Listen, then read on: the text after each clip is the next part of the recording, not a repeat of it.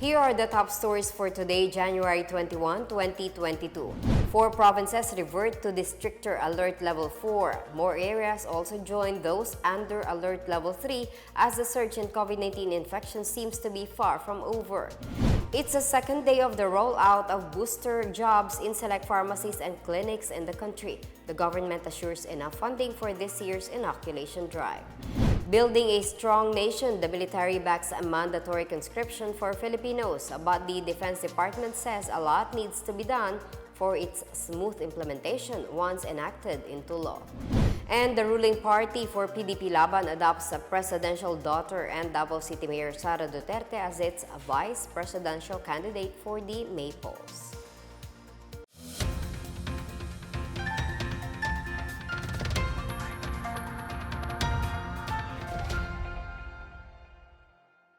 Good day, I'm Marita Muahe. Welcome to the PNA Newsroom.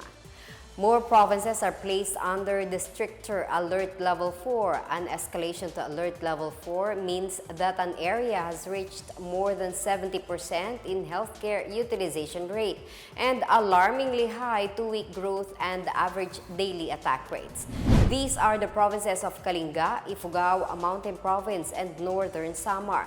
Alert Level 4 takes effect starting today until the end of the month. Meanwhile, some 14 provinces and a city were placed under Alert Level 3.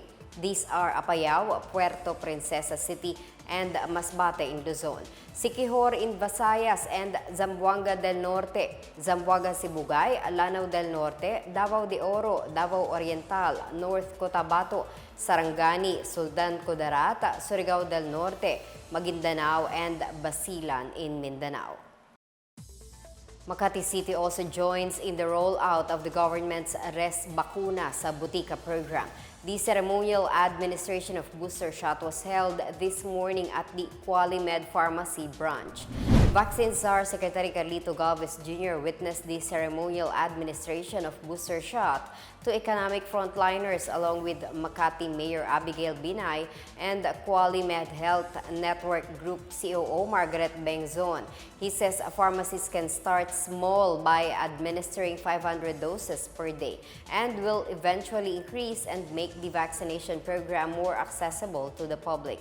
For her part, Mayor Binay says the initiative is an example of proactive efforts to end the pandemic through the collaborative partnership of the national government, LGUs, and the private sector.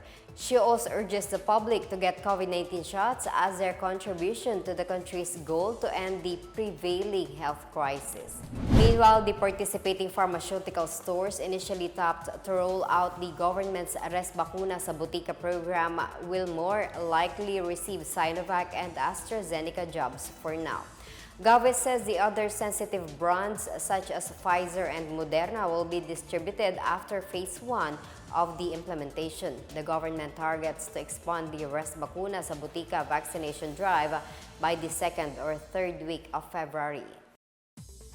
Over 1.8 million doses of the AstraZeneca vaccines arrived in the country this morning. The latest shipment is procured by the private sector under the Dose of Hope program. Present during the arrival of the jobs are Assistant Secretary Wilben Mayor of the National Task Force Against COVID-19, along with Sweden Ambassador Annika Thunberg, British Ambassador Lore Buffils, and other private and government officials. Mayor said the arrival of the job is timely amid the high number of COVID-19 cases brought by the Omicron variant. The latest shipment brings the total number of COVID-19 vaccines to 215.5 million doses. The government assures there is enough fund for vaccines and auxiliary supplies. Vaccine Czar Secretary Carlito Gov't Jr. says the government will still follow the centralized procurement of COVID-19 vaccines and auxiliary supplies this year. During the ceremonial rollout of the Res Bakuna sa Butika program in Pasig City, Gov't says the government will still spend for the vaccination program this year, as it allocates 45 billion pesos for multilateral loans and 2.76 billion pesos for the Department of Health's General Appropriations Act. Gov't noted that COVID-19 vaccines can be acquired only through emergency use authorization and are still not available to the commercial market. He says the country has currently stored at least 100 million doses in various storage areas, with more vaccines expected to arrive within this quarter. As for the country's pediatric vaccination program, Gov't says the government will prioritize the use of Pfizer and Moderna brands. These brands of COVID-19 vaccine will also be used as boosters for 12 to 17 years old. Some 780,000 lower-dosed Pfizer vaccines for the youngest age group are expected to arrive by end of January, followed by over 1.6 million doses next month. Gov't says Sinovac's EUA application for 3 to 17-year-old is underway. Only vaccinated teaching and non-teaching personnel will participate in the limited face-to-face classes. This is reiterated by the Department of Education, stressing that the policy aims to prevent the spread of the virus and not to discriminate against the unvaccinated. The department also clarifies that an unvaccinated employee is treated fairly as he or she remains obliged to render work and receive compensation based on applicable alternative work arrangements, and his or her work is not terminated on the sole ground of being unvaccinated. DepEd earlier said about 93% of its teaching and non-teaching personnel have been vaccinated against COVID-19 in 2021. Individuals going home, whether bound for Metro Manila or going to the provinces, are now exempted from the no vaccine, no ride policy. The Department of Transportation says returning home is considered essential travel and will be allowed for those unvaccinated, whether traveling alone or with their children, in all types of public transportation. They just need to present a proof of their residence, such as a government-issued ID with their complete address. Earlier, the OTR Secretary Arthur Togade ordered the Philippine Ports Authority and other transportation officials to allow stranded passengers with children at the Manila North Harbor to return home to their provinces, as it is considered a form of essential travel. He also ordered the rollout of vaccination stations in strategic places such as rail stations, ports, and land terminals.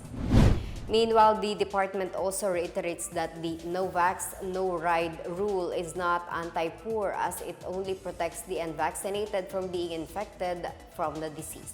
To further ramp up the inoculation program of the government, the DOTR will set up a mobile vaccination drive for transport workers at the Parañaque Integrated Terminal Exchange next week from January 24 to 28. The Department of Labor and Employment says employers in the private sector have so far been cooperative with the advisory on paid isolation and quarantine leave benefits to workers infected with COVID-19. In a laging handa briefing, Labor Undersecretary Benjo Benavides says some companies are already providing additional leave benefits for their workers even before the advisory was issued. Employers who cannot provide additional leave benefits may instead avail of assistance from the Employees Compensation Commission or ECC. The ECC covers the workers' hospital confinement, including the cost of medicine, doctor's fee, and post-rehabilitation. Still ahead, the printing of ballots for the May 9 polls begins.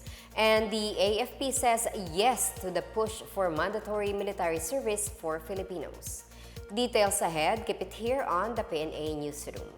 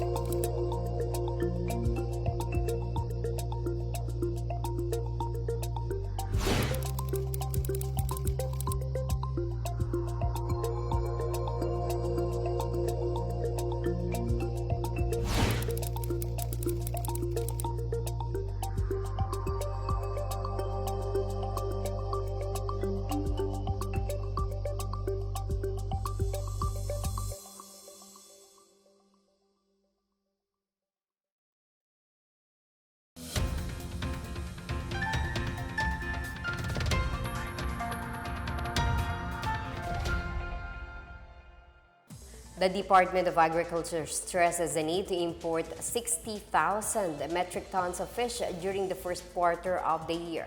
This amid criticisms over the measure.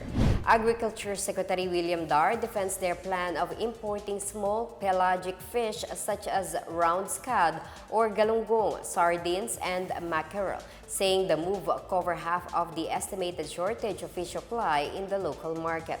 He says the country has incurred some 4 billion pesos in total value loss and damage in the fishery sector after Odette lashed the country last month. But for some senators such as Amy Marcos, Francis Pangilinan, Panfilo Lacson, and Manny Pacquiao, the measure would only kill the country's fish industry. In the lower house, several congressmen such as Congressman Argel Cabatbat of the Magsasaka Party List and Deputy Speaker Rodante Marcoleta of Sagip Party List also slammed the department over fish imports. But for Dar, the importation of fish is one remedy to fill in the projected 119,000 metric tons of fish shortage in the first quarter of the year. Inflation, food inflation, and fish is factoring in. There is also this close fishing season in 3 areas today: Visayan, Palawan, and Basilan, Sulu, Zamboanga. Then Typhoon Odette causing almost 4 billion damage. Ito ay tumaas na kasi yesterday mayroon yung last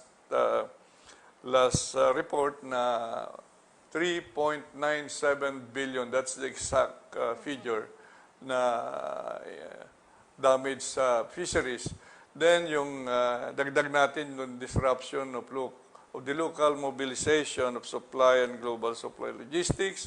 Then yung sinabi ko na pagtaas po ng mga kailangan sa fish cuts and fish production. Yun po ang mga dahilan bakit po natin inaprubahan ang itong 60,000 metric tons. The Department of Agriculture announced it has released 3 billion pesos worth of agricultural interventions to aid farmers and fisher folks affected by Typhoon Odette last month. Of the 3 billion pesos, 1 billion came from DA's Quick Response Fund for the rehabilitation of affected areas, particularly in Western, Central, and Eastern Visayas, Caraga, and Mimaropa. The Philippine Crop Insurance Corporation has also set aside 828 million pesos as potential payout to insured farmers and fishers affected by the typhoon. The Sure Loan Assistance Program of the DA also allotted 500 million pesos worth of loans. The DA and the Bureau of Fisheries and Aquatic Resources also distributed seedlings, fertilizers, animal stocks, farm inputs, boats, and other forms of intervention. To date, agricultural losses from Typhoon Odette translate to 13.3 billion pesos. Agriculture Secretary William Dar guaranteed that the inventory of basic commodities such as rice, livestock, poultry, and fish products are enough despite the effects of Odette. The PDP-Laban faction-led Energy Secretary Alfonso Cusi is adopting Davao City Mayor Sara Duterte as the party's vice presidential candidate. In a statement released on Friday, the Cusi wing said it is finalizing the terms of its alliance agreement with Lakas CMD, which is chaired by Mayor Duterte. Cusi said the PDP-Laban has decided that her advocacies and vision are strongly aligned with that of the party. He said Duterte's election to the vice presidency will help ensure the continuity of the current administration's programs, such as the Build, Build, Build program, the war on drugs, and the fight against crime, corruption, and terrorism.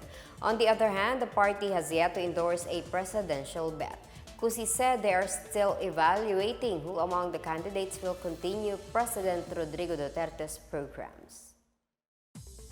The Commission on Elections has started the printing of the official ballots for the May 9, 2022 national and local elections on Thursday night.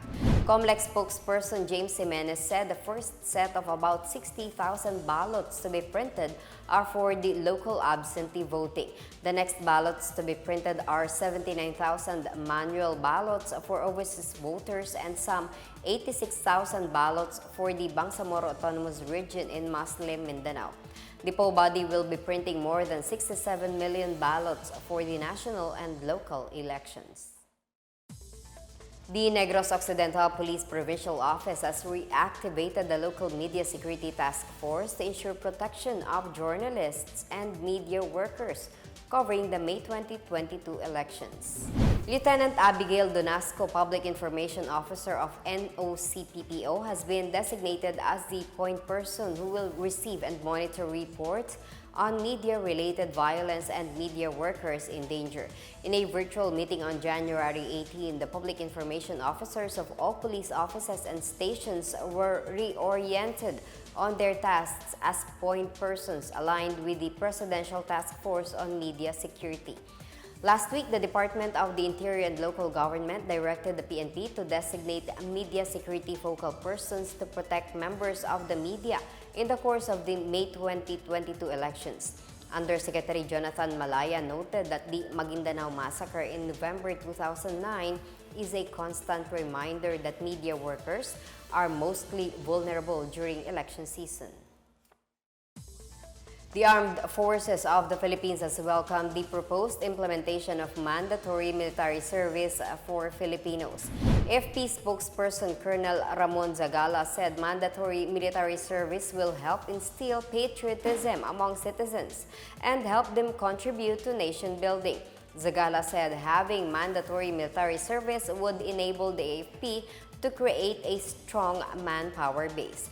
Defense Secretary Delfin Lorenzana, however, noted that mandatory military service might encounter a lot of challenges. He said the implementation of a mandatory Reserve Officers Training Corps or ROTC in school is the better alternative. During the Uniteam Alliance's virtual caravan on Wednesday, Vice Presidential Bet Sara said she would ask Congress to pass a measure on the imposition of mandatory military service for all 18-year-old citizens, both male and female. The Philippine Drug Enforcement Agency or PDEA renewed its call for local courts to quickly issue orders allowing it to proceed with the immediate destruction of seized illegal drugs. The drug agency burned about 5.3 billion pesos worth of illegal drugs in 13 Martires City, Gov't on Thursday. PDEA Director General Wilkins Villanueva said a court has yet to order for them to destroy their largest haul of 500 kilograms in Zambales. Villanueva expressed hope that they would be able to destroy the remaining 1.5 tons of illegal drugs left in their custody before the end of the Duterte administration. Meanwhile, more than 23,000 barangays across the country have been cleared of illegal drugs since the start of the crackdown in 2016.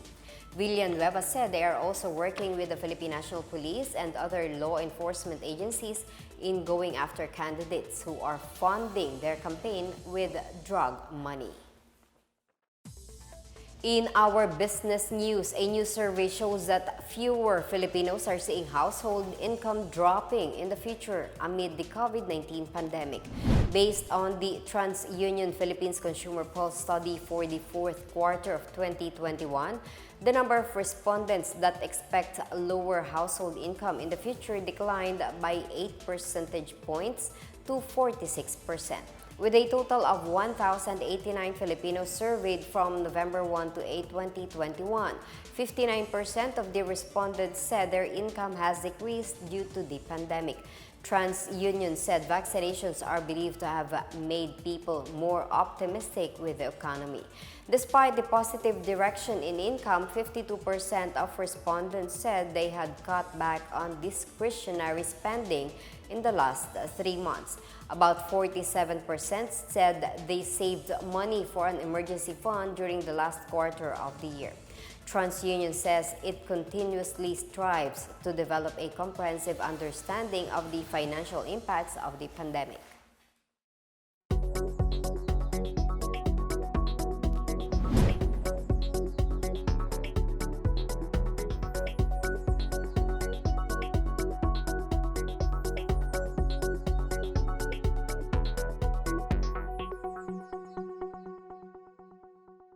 Up next, government forces seize war materials from communist terrorists in Nueva Ecija, and a warning from US President Biden for Russia.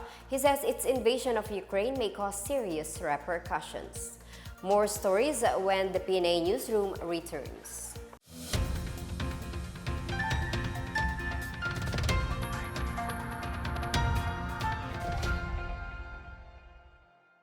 Kung customer ka, pupuntahan mo ba yung mukhang safe naman o yung certified na safe?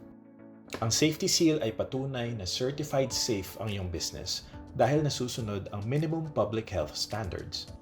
Meron din itong QR code para mapadali ang contact tracing. Ito ay libre lang. Pero, kailangang i-renew every 6 months or every year kung nasa tourism sector ang iyong business. Kung meron ka ng mga documents na ito, pwede ka na mag-apply para sa Safety Seal Certification. May iba-ibang office para sa iba't ibang klase ng mga negosyo.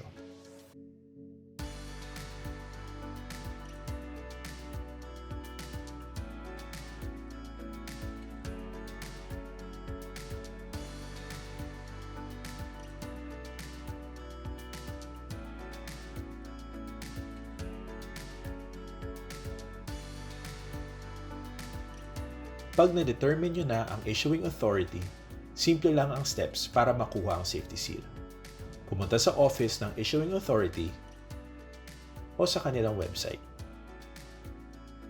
Kumuha ng safety seal checklist at magsagawa ng self-assessment para sa iyong business. I-submit ang checklist at abangan ang inspection schedule. Pag na-approve ang application, bibigyan kayo ng safety seal sticker. Pag hindi naman na-approve, sasabihin kung anong health standard ang hindi nasunod at bibigyan kayo ng pagkakataong ayusin ito.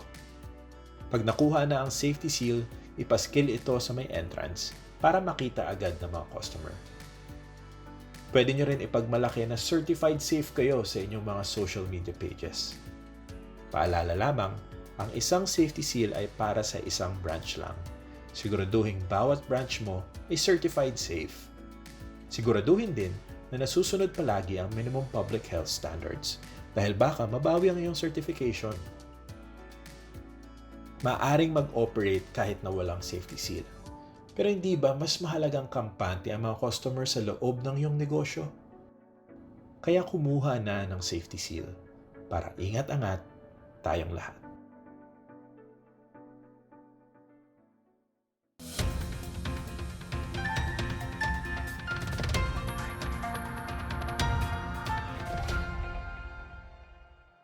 Task Force Bangon Marawi expects most of the rehabilitation projects in the war-torn city to be nearly completed by June this year despite various challenges. More on this from Claire Gighe. Seeing the advancement of various projects implemented to bring back the destroyed Marawi city, the Task Force Bangon Marawi or TFBM maintained that the initiated rehabilitation effort is indeed nearing its target completion. Most projects, 90-95% of the project, will be completed by June 30. The intention of all implementing agencies is really to fast-track. Accordingly, the government encountered various challenges which hampered its operation, such as the changing weather condition and the coronavirus disease or COVID-19 crisis that hinders laborers to report considering the existence of new variants and the enforcement of restrictions and lockdowns. Land issues were likewise seen to have impacted the plotted timeline. Despite this, the TFBM continues to showcase progress through the attainment of significant initiatives. Just this month of January 2022, the task force, alongside the Department of Public Works and Highways or DPWH and the local government, led the inauguration of the 79.5 million pesos worth pumping bridge that is 70 meters long, 15 meters wide, and consisting of 4 lanes. Further, Barangay Lilud Medaya in the most affected area or MAA finished the construction of its own barangay complex, equipped with a health center and 3 rooms for madrasa, while a groundbreaking ceremony transpired with the National Housing Authority or NHA to signal the commencement of the building of motor pool facility that will house ground vehicles and equipment to be utilized in infrastructure projects. On the other hand, the new sanitary landfill was personally inspected. As discussed, this can last for 25 to 40 years depending on the waste volume, can cater to the waste concerns of the city and even of the nearby municipalities. and is expected to operate in the last week of April according to the Department of Environment and Natural Resources or DNR. City Mayor Mahulgan Damra also stated earlier that per the current record of the Office of the Building Official or OBO, there are already more than 800 approved building permits, which positively indicates the beginning of reconstruction and repair of damaged properties inside the Maang. With the recent accomplishments, the mayor lauded the government for its all-out support for the recovery of Marawi City. Tayo nagpapasalamat sa ating mahal na Pangulo and of course ang Task Force Bound Marawi sa patuloy na pagbibigay ng suporta sa atin dito. Despite the challenges that we are facing, such as the pandemic, tuloy-tuloy po na ginagawa ang mga proyekto na pinangako ng ating national government dito sa Marawi City. For PNA Newsroom, Tergigha of the Philippine Information Agency, Lanao del Sur. Government troops seized war materials and subversive documents from the communist terrorist group in Nueva Ecija with the help of a former rebel who agreed to return to the fold of the law. More on this from William Theo. Government troops on Thursday recovered war material and subversive documents belonging to the New People's Army in Barangay Minuli, Caranglan, Nueva Ecija. Combined army elements discovered the items with the help of a civilian and a former member of the dismantled NPA Kilusang Larangang Guerrilla Sierra Madre.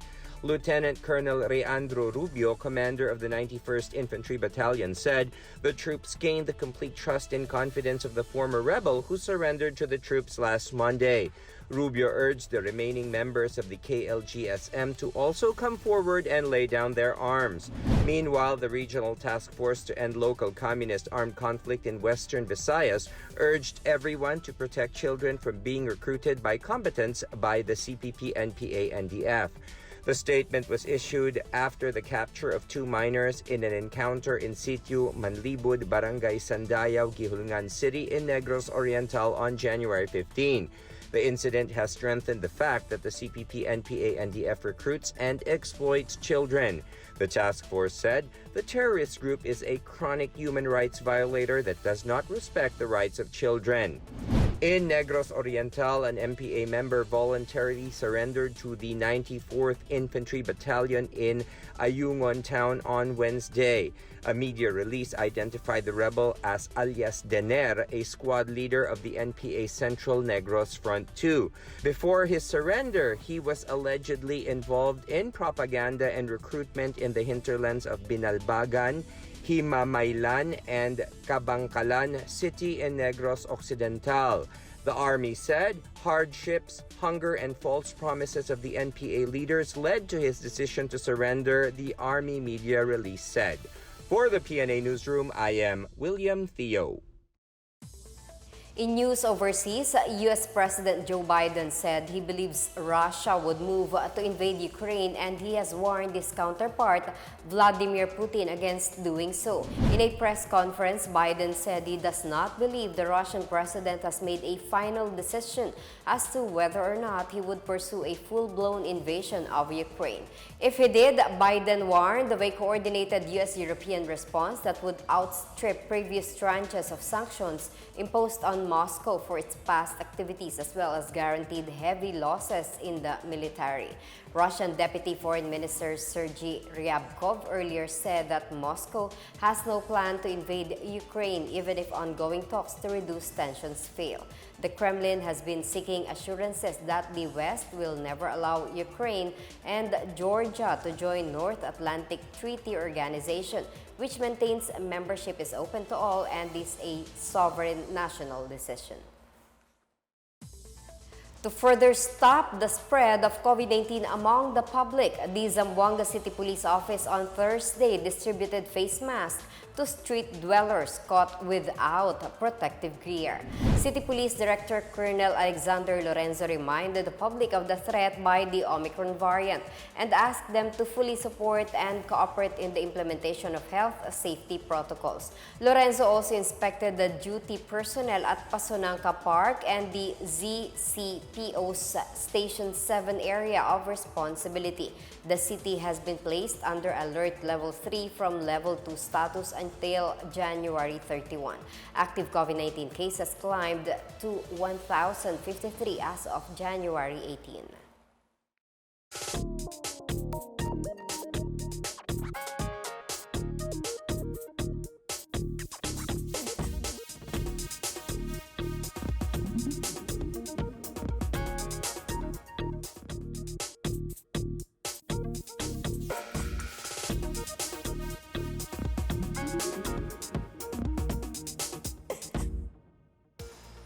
Let's take another look at today's biggest stories. 4 provinces revert to the stricter Alert Level 4. More areas also join those under Alert Level 3 as the surge in COVID-19 infection seems to be far from over. It's the second day of the rollout of booster jobs in select pharmacies and clinics in the country. The government assures enough funding for this year's inoculation drive. Building a strong nation, the military backs a mandatory conscription for Filipinos, but the Defense Department says a lot needs to be done for its smooth implementation once enacted into law. And the ruling party for PDP-Laban adopts a presidential daughter and Davao City Mayor Sara Duterte as its vice presidential candidate for the May polls. As Filipinos, we all have a vital role to play in preventing the spread of COVID-19. So remember, wear face masks and face shields, wash your hands often, practice safe physical distancing, go out only for essential reasons, and get vaccinated as soon as possible to protect ourselves, our families, and the community.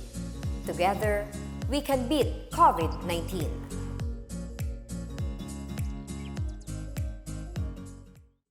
Thank you for watching another episode of the PNA Newsroom. For more news content, check our webpage or log on to the Philippine News Agency's Facebook and Twitter accounts. For more stories about the government and how it serves Filipinos, look for these hashtags in all of our social media platforms and websites. We are shown on the pages of the PCOO and its attached agencies. Also watch us on television on PTV4 and IBC 13. And that's your daily dose of the biggest stories that you need to know from the PNA Newsroom. We tell stories that inspire change. I'm Marita Muaje. Stay safe and have a good day.